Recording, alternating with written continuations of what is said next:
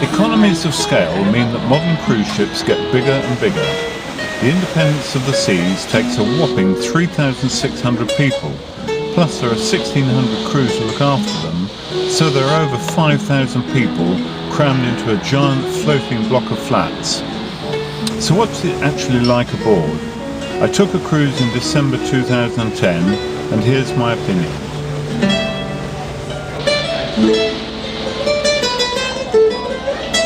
For starters, you won't go hungry.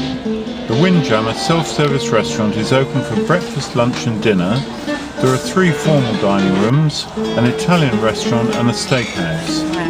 In between, you can snack at the pizzeria, and there's room service 24 hours a day.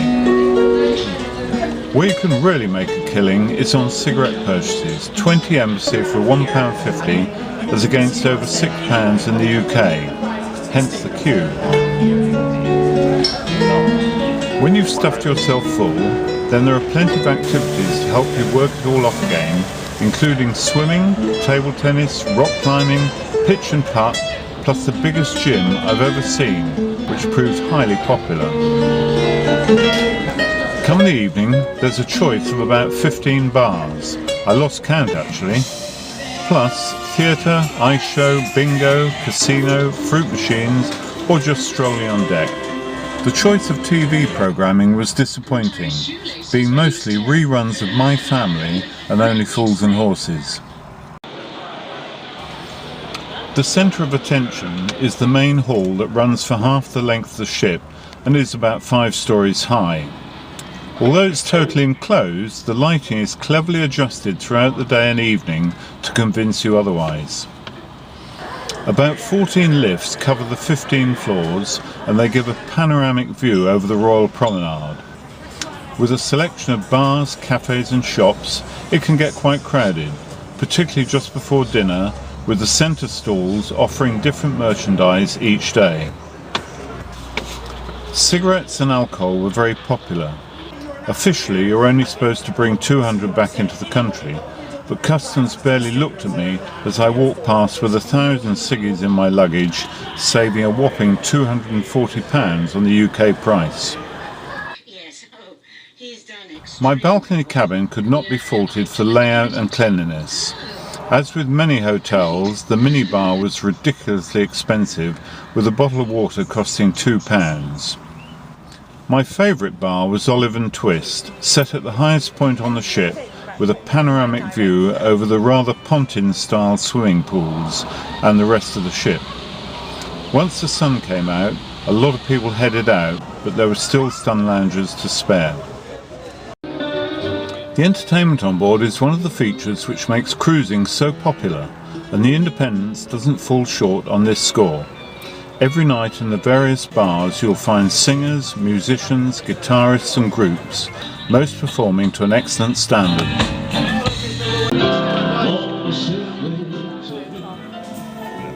Twice nightly shows in the Alhambra Theatre were usually packed out, but I did see quite a few people leave early when one performance dragged on a bit. The highlight of the trip for me was the disco party on the top deck as we sailed from Gran Canaria to Tenerife under a warm, moonlit sky. There was non-stop live music, first from a duo and then a band.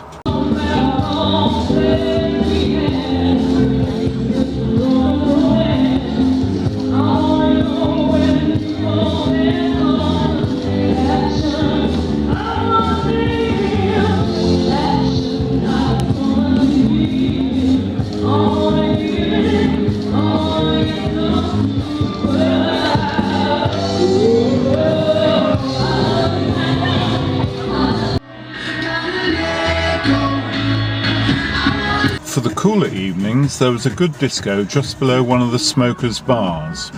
I thought it an odd situation that people upstairs could contaminate the air which drifted down to the disco, but smoking was not allowed in the bar adjoining the dance floor.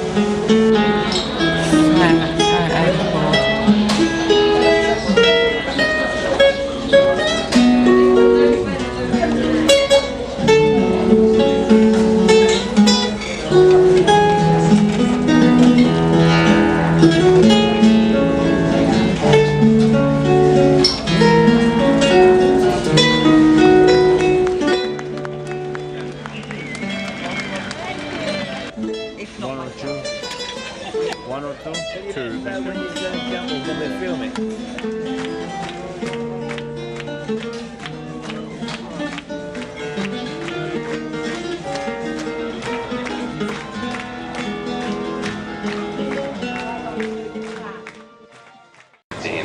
To work off your excesses, there are plenty of activities to engage in, or not, depending on how you feel. The more energetic can work out in the gym, while for the laggards amongst us there are things like pitch and putt or shuffleboard.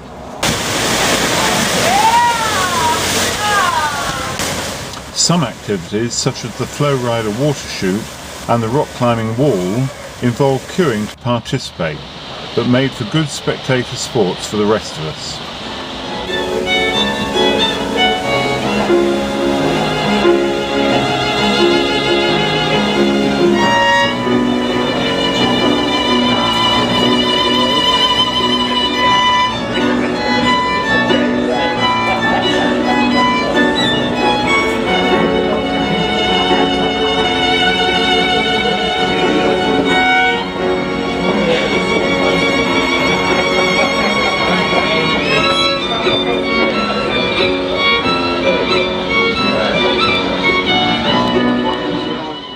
You can't get away from the fact that Independence of the Seas offers exceptional value for money. I found the stops ashore didn't give enough time to explore much. My favourite was Funchal in Madeira. On the plus side was excellent staff, food and cleanliness. The negatives were the big queue to get on at Southampton, the high cost of wines and stinky smoking bars.